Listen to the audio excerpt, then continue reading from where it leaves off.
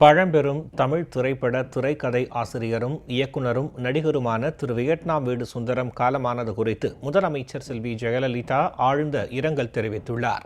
முதலமைச்சர் செல்வி ஜெயலலிதா இன்று வெளியிட்டுள்ள இரங்கல் செய்தியில், பழம்பெரும் தமிழ் திரைப்பட திரைக்கதை ஆசிரியரும் இயக்குனரும் நடிகருமான திரு வியட்நாம் வீடு சுந்தரம் இன்று அதிகாலை காலமானார் என்ற செய்தி அறிந்து மிகுந்த துயரமும் மனவேதனையும் அடைந்ததாக தெரிவித்துள்ளார்.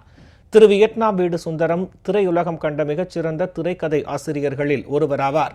1970 வியட்நாம் வீடு என்ற மாபெரும் வெற்றி திரைப்படத்தின் மூலம் திரைக்கதை ஆசிரியராக திரையுலகில் அறிமுகமானார். இவர் புரட்சி தலைவர் எம்ஜிஆர் நடித்த நான் ஏன் பிறந்தேன், நாளை நமதே ஆகிய படங்களுக்கு திரைக்கதை ஆசிரியராக இருந்ததோடு 10க்கும் மேற்பட்ட திரைப்படங்களை இயக்கியுள்ளார்.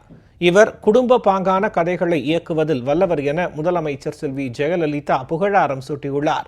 திரு வியட்நாம் வீடு சுந்தரம் வியட்நாம் வீடு திரைப்படத்திற்காக தமிழக அரசின் சிறந்த திரைக்கதை ஆசிரியருக்கான விருது, அறிஞர் அண்ணா விருது ஆகிய விருதுகளை பெற்றுள்ளார்.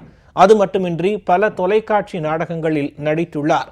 எளிமையானவரும் பழகுவதற்கு இனிமையானவருமான திரு வியட்நாம் வீடு சுந்தரத்தின் மறைவு தமிழ் திரைப்பட துறையினருக்கு பேரிழப்பாகும் என்றும் முதலமைச்சர் குறிப்பிட்டுள்ளார்.